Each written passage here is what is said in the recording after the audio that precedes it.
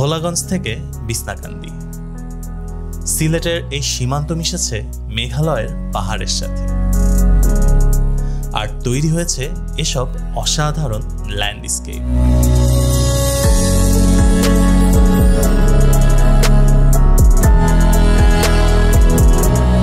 মেঘালয়ের ঝর্ণাধারা বাংলাদেশে ঢুকে তৈরি করেছে বিভিন্ন বিশাল ছড়া।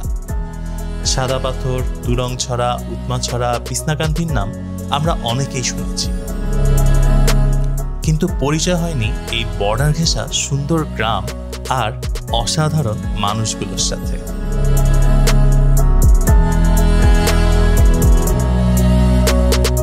তাই এবার ভোলাগঞ্জ থেকে সীমান্ত ঘেঁষে হেঁটে যাব বিছনাকান্দি পর্যন্ত।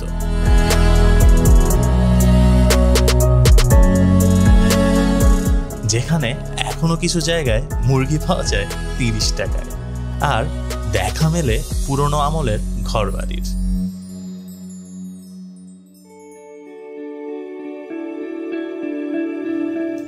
ফুল মুন ক্যামেরায় ভালো আসছে না, কিন্তু সিলেটের যাত্রাটা এবার করছি এই চাঁদের আলোতে।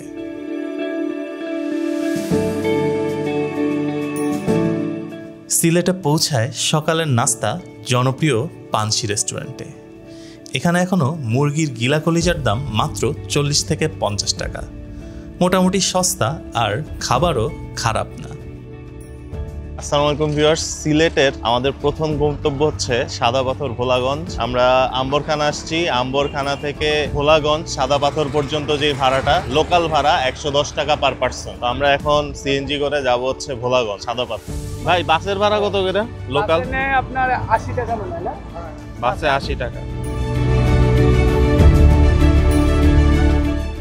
80 টাকার বাস বাদ, কারণ বাস ছাড়তে ছাড়তে 9টা থেকে 10টা বেজে যাবে।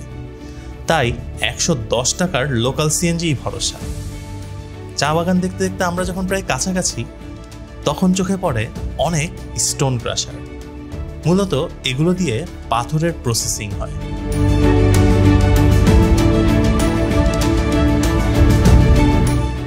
এরপর বর্ডারের কাছে আসার সাথে সাথে দেখতে পাই মেঘালয়ের বিশাল পাহাড়গুলোকে। আমরা এখন ভোলাগঞ্জ চলে আসছি, প্রায় সিলেট থেকে 38 কিলোর মতো রাইড, এবং আশেপাশে পাহাড় দেখতে দেখতে আসছি, নদী দেখতে দেখতে আসছি। অসাধারণ জায়গা। আমাদের এই পাশেই হচ্ছে ভারত, ইন্ডিয়া। শেখ হাসিনা যাওয়ার আগে নাকি এই সাইডে বাজার বসতো, এখন বাজারটা বন্ধ হয়ে গেছে। তো আমরা এখন এই সাইডে যাব। ভোলাগঞ্জ বা সাদা পাথর বর্তমানে খুব জনপ্রিয় টুরিস্ট স্পট। বাজার, দোকানপাট সবই আছে টুরিস্টদের জন্য। তাই ঘাট থেকে নৌকা ভাড়াটাও অনেক বেশি, যেটা আমাদের বাজেটে নেই। আমরা সাদা পাথরের যে ঘাটটা ওইখানে আসছিলাম, ওইখানে এসে দেখি যে এখানে লোকাল কোনো নৌকা নাই, সবই 800 টাকা ভাড়া, রিজার্ভই নিতে হয়। তো ওরা 2 ঘন্টা রাইখে তারপর আবার ব্যাক নিয়ে আসবে। তো আমরা আমাদের ডেস্টিনেশন চেঞ্জ করছি। ডেস্টিনেশনটা হচ্ছে কালাইঘাট। কালাইঘাট থেকে নাকি 10 মিনিট হাঁটলে সাদা পাথর যাওয়া যায়। দেখি কি অবস্থা হয়। আমরা আসলে একটু বাজেট ট্রিপ করার চেষ্টা করতেছি এবং নতুন পথে যাওয়ার চেষ্টা করতেছি।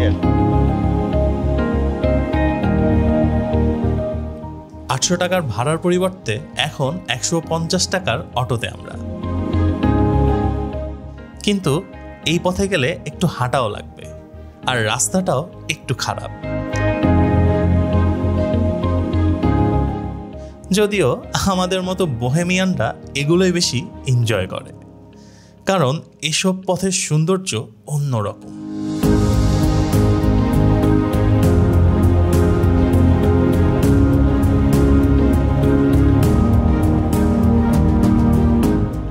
আমরা হেঁটে হেঁটে যাচ্ছি বর্ডারের দিকে।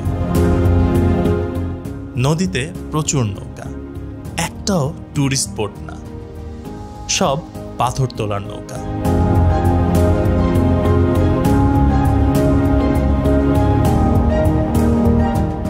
দেখে মনে হয় যেন একটা উৎসব চলছে, পাথর তোলার উৎসব। খেয়ে কার থেকে বেশি তুলতে পারে। এখানে কোটি কোটি টাকার পাথরের ব্যবসা, যার ব্যাপারে আমার কোনো ধারণাই ছিল না। মেঘালয়ের পাহাড় থেকে ভেসে আসা ফ্রি পাথর বিক্রি হয় 1000 কোটি টাকায়।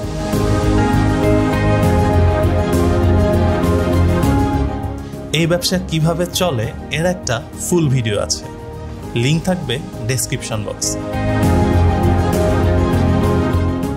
আমরা এখন যেই স্পটটায় আছি ঠিক ওই পাশে টুরিস্ট স্পট, বাট আমরা এখন টুরিস্ট স্পটে নাই, আমরা এখন একটা লোকাল জায়গায় আছি। এখান থেকে পাথর তোলে। আমরা এখানে অনেকের সাথে কথা বলছি, আমরা পাথরের ইনফরমেশন দিব, বাট আমরা এখানে একটু গোসল করব। গোসল করার পরে তারপর আমরা হেঁটে হেঁটে খুবই সুন্দর একটা রোড আছে ওই সাইড দিয়ে যাব। আমার কাছে এই জায়গাটা খুব ভালো লাগতেছে। এর আগে আমি টুরিস্ট স্পটের ওইদিকে গেছিলাম, বাট টুরিস্ট স্পটে অনেক মানুষ থাকে, অনেক পর্যটক থাকে, এটা ভালো লাগে না। আমরা আজকে লোকাল মানুষদের সাথে আড্ডা দিব, করব, গোসল করব। এই আমাদের পিছনের ভিউটা দেখেন, অসাধারণ। কোনো টুরিস্ট নাই, লোকাল মানুষজন আছে এখানে, আর আমরা আছি। মানে ইটস অ্যামেজিং অ্যান্ড জোস। এবং পানিটা একেবারে ফ্রেশ, ঠান্ডা। আর এই গরমে এই ঠান্ডা পানিতে গোসল, এরা জোস জোস। এই যে আমার দুই ট্যুরমেট আপাতত আছে, ফাহাদ অ্যান্ড আন্দালিব। আমরা বাংলাদেশ ঘুরবো আর আপনাদেরকে বাংলাদেশ দেখাবো।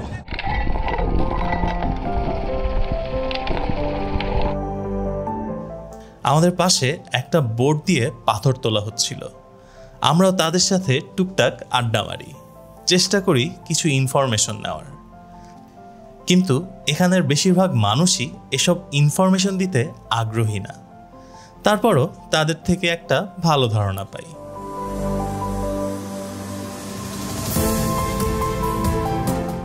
বুঝতে পারি এই পাথরের কাজ করে তাদের দৈনিক ইনকাম 5 থেকে 10,000-এর কম না। নদীর নিচে পাথর না থাকায় পানির স্বচ্ছতা আগের থেকে কম, তাই এইদিকে টুরিস্টের আনাগোনাও কমে গেছে। আবার টুরিস্ট না থাকায় প্লাস্টিকের আনাগোনাও চোখে পড়ে নেই।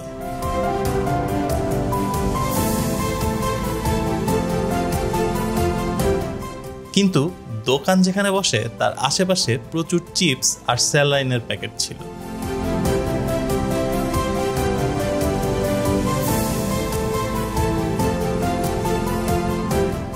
এগুলো দেখতে দেখতেই ব্যাক করতেছি আমরা গ্রামের দিকে।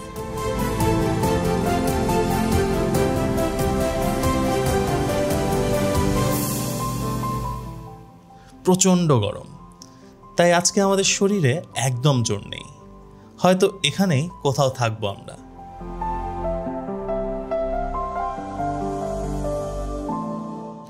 পাথর তোলা কিন্তু এই এলাকার মানুষের মূল কর্মক্ষেত্র না। তারা মূলত এখানে যুগের পর যুগ টিকে আছে কৃষি কাজ করে। অনেক জমি আছে এখানে, যদিও পাথরের মতো এই সেক্টরে এত টাকা নাই।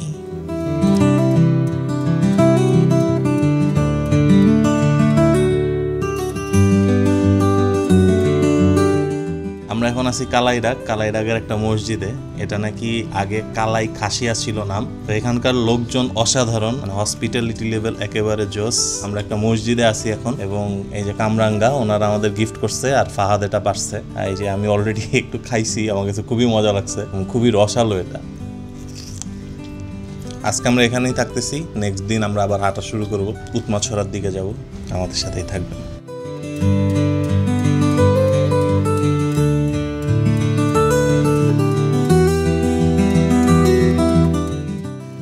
কালাইরাগে বিকালটা ছিল অসাধারণ।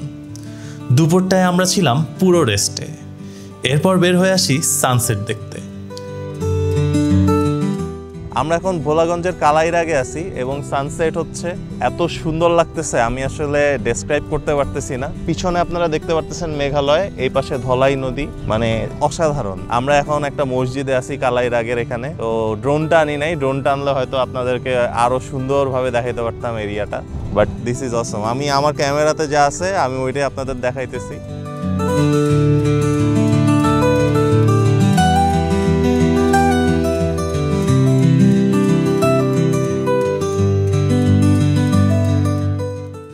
সূর্যটা ডুবে যাচ্ছে মেঘালয়ের পাহাড়গুলোর আড়ালে।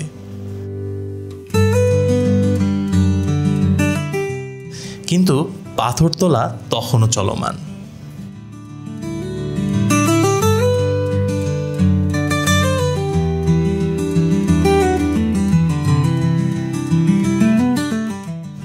এই এলাকাটা এত সুন্দর আর মানুষগুলো এত ভালো, এখানে আজকে না থাকলে বুঝতেই পারতাম না।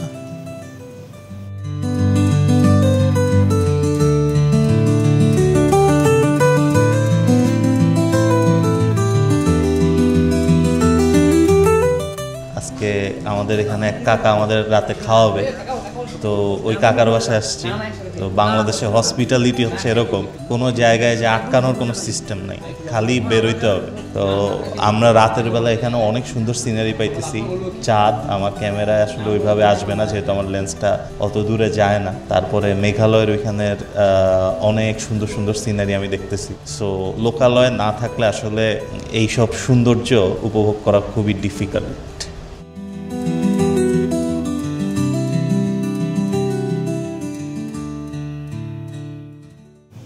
সারা রাতই নৌকার আওয়াজ শুনেছি, ভোরে উঠে দেখি একই সিনারি। আমরা একটু আগে নামাজ পড়ছি, মসজিদে নামাজ পড়ে এরপরে বের হয়ে গেছি। আমাদের উদ্দেশ্য উৎমাছড়া। তো এখন অলমোস্ট ভোর 6টার মতো বাজে, 6টা না আরও কম বাজে, হয়তো 5:30 5টা বাজে। এই সিজনে ঈদের আগে খুব বৃষ্টি ছিল, বাট এখন ঈদের পরে নাকি কোনো বৃষ্টি হয় নাই। কালকে অনেক গরম ছিল, তাই আমরা হাঁটি নাই, আমরা ভোলাগঞ্জেই রয়ে গেছিলাম। একেবারে বর্ডার অঞ্চল হলেও এখানে খুব সুন্দর একটা স্কুল আছে।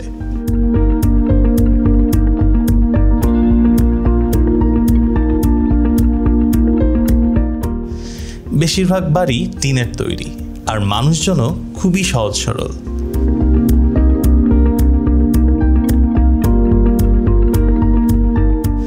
গতকালকের সানসেট দেখার পর আজকের সানরাইজটাও অসাধারণ ছিল। সানসেটের কোনো ড্রোন শুটই নিতে পারি নাই, কিন্তু এবার মিস করি নাই।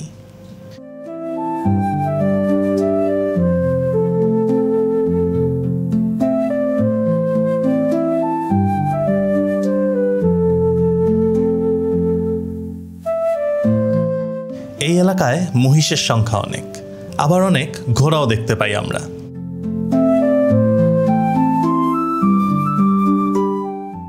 মানুষজনের কর্মব্যস্ততা শুরু হয় ভোর থেকেই। এই ভাই তো নিজের ক্ষেতের ইঁদুর মেরে ঠিক এভাবে নিয়ে যাচ্ছিল। 2025 সালেও কীটনাশকের পরিবর্তে এইভাবে ইঁদুর মারা হয়তো এইখানে না আসলে দেখতে পারতাম না।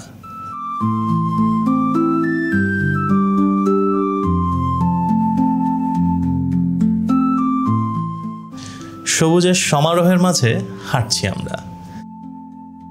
একপাশে মেঘালয়ের পাহাড়, আরেকদিকে কর্মব্যস্ত জীবন। কৃষকের গরু চড়ানো, পানি সেচ, সবকিছুই শহরের জীবন থেকে একদম আলাদা।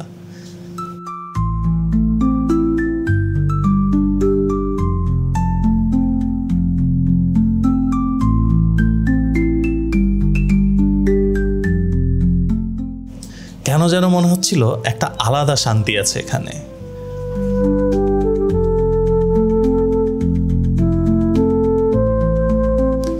বাট প্রচণ্ড গরম।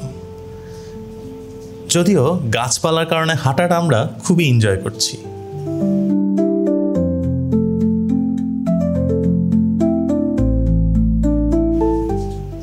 রাস্তার মাঝে আমরা একটা মাটির ঘরও দেখতে পাই, যা বর্তমানে নেই বললেই চলে।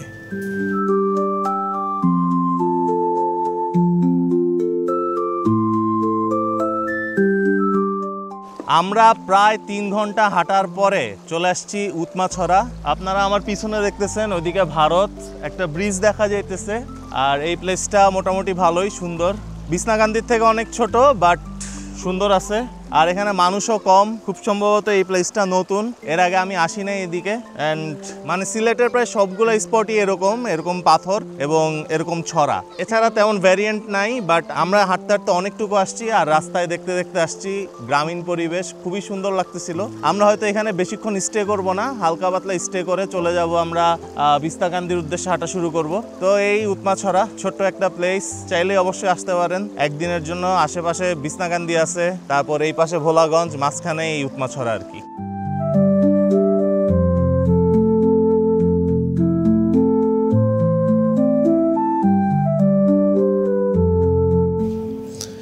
উৎমাছড়া থেকে বের হবার সময়ও আমরা পাথরের স্তূপ দেখতে পাই। বিভিন্ন সাইজের পাথর বিভিন্ন জায়গায় সাজানো। সাদা পাথর থেকে কম হলেও বোঝা যায় এখানেও এই বিজনেস চলে। হেঁটে হেঁটে আমরা বাজারে যাই, দুপুরে খাইতে হবে।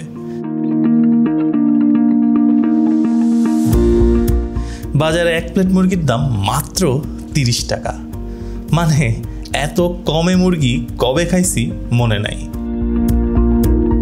পরিমাণও ভালো, স্বাদও মোটামুটি।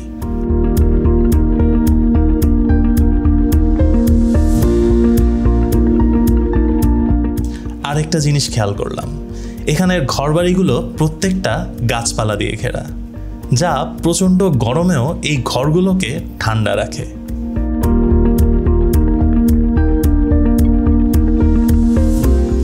বনপুর গ্রামে কিছু মাটির ঘরও চোখে পড়ে। চোখে পড়ে বাঁশের সাঁকো আর বাঁশঝাড়। টেম্পারেচার 36 ডিগ্রি, কিন্তু আমাদের তেমন কোনো অসুবিধাই হচ্ছে না।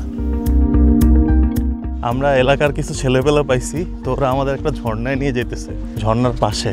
এই ঝর্ণাটা কয়জন চিনে আমি জানি না, বাট এই যে হাঁটলে এই ব্যাপারগুলো হয় আর কি, নতুন নতুন জায়গা ডিসকভার হয়। তো তুরংছড়ার ঠিক আগে এই ঝর্ণাটা দূর থেকে দেখা যেতেছে, সুন্দর ছোট একটা ঝর্ণা, পানিও আছে টুকটাক এবং বিস্তীর্ণ মাঠ, অসাধারণ জায়গা। এই ঝর্ণার দিকে ভুলেও যাবেন না। ঝর্ণা ভারতে, আর এখান দিয়ে ভারত থেকে ইলিগালিভাবে অনেক কিছুই আনা নেওয়া হয়।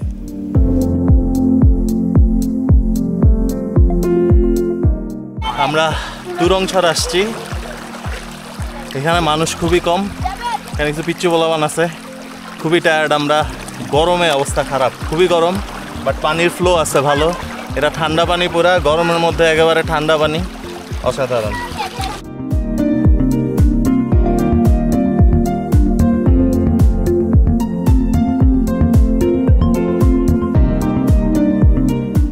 তুরংছড়া পার হয়ে দমদমা গ্রাম, এখানেও মাটির বাড়ি।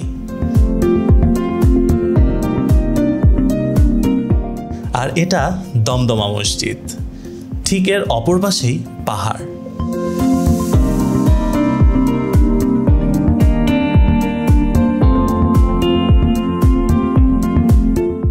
এই গ্রামটা অসাধারণ।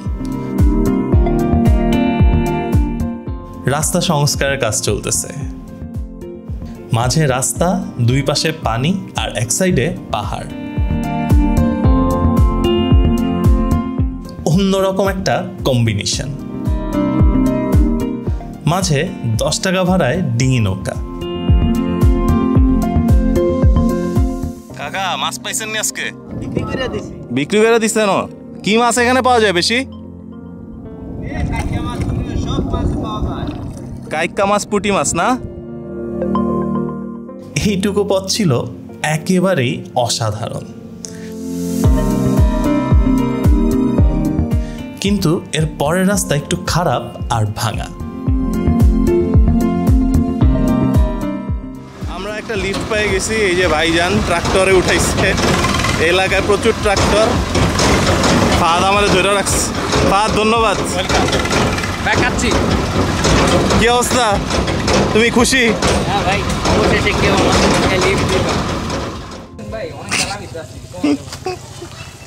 আল্লাহ হাফেজ, থ্যাংক ইউ।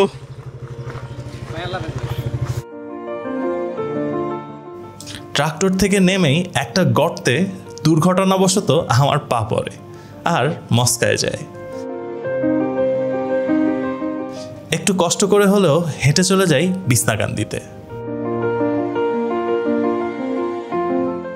আমরা ভোর 5টায় সাদা পাথর থেকে হাইটে হাইটে রওনা দিছি। রওনা দেওয়ার পরে এখন আমরা বিছনাকান্দি পৌঁছাইছি, অলমোস্ট 3টা বাজে। তো এই যে বিছনাকান্দি, অনেক মানুষ, যেহেতু টুরিস্ট স্পট, ওইদিকে মেইনলি টুরিস্ট স্পট, ওইদিকে হোটেল টোটেল আছে, ওই পাশে একটা বিজিবি ক্যাম্প আছে, ওইদিকে কিছু দোকান আছে, আর সবচেয়ে বেশি হোটেল হচ্ছে ওইদিকে। আর এই যে অনেক মানুষ। তো আমি এখানে খুব বেশি শ্যুট করব না, জাস্ট আমরা এখানে মজা টজা করে আমরা আমাদের ট্রিপটা কন্টিনিউ করব। আশা করি আপনাদের এই সিরিজটা বা এই ভিডিওটা খুবই ভালো লাগতেছে। বিছনাকান্দিতে একটা ভালো জিনিস হচ্ছে, এখান থেকে পাথর উত্তোলন একটু কম হয়। ঈদের আগে নাকি একটা দুর্ঘটনা ঘটছে, এখানে পাথর তুলতে গিয়ে বা চুরি করতে গিয়ে গুলি খাওয়া হয়েছে বা গুলির একটা ঘটনা ঘটছে এবং কয়েকজন মারাও গেছে। তারপর থেকে এখানে পাথর উত্তোলন একদমই কম। সবচেয়ে বেশি নাকি সাদা পাথর বা ভোলাগঞ্জ থেকে সবচেয়ে বেশি পাথর উত্তোলন হয়। সো এই জন্য এইখানে এখনও পর্যটক বেশি। ভোলাগঞ্জে আমরা এমনিও পর্যটক কম দেখছি, যদি ওইভাবে পাথর উত্তোলন হয় ওইখানে পর্যটক আরও কমে যাবে এবং ওইখানে অবস্থাটা দিন দিন খারাপ হবে আর কি। প্ল্যান ছিল একেবারে হেঁটে চলে যাব জাফলং পর্যন্ত, কিন্তু বুঝতে পারলাম এই পা নিয়ে হাঁটা কষ্ট হয়ে যাবে, তাই এই ট্রিপটা এই পর্যন্তই।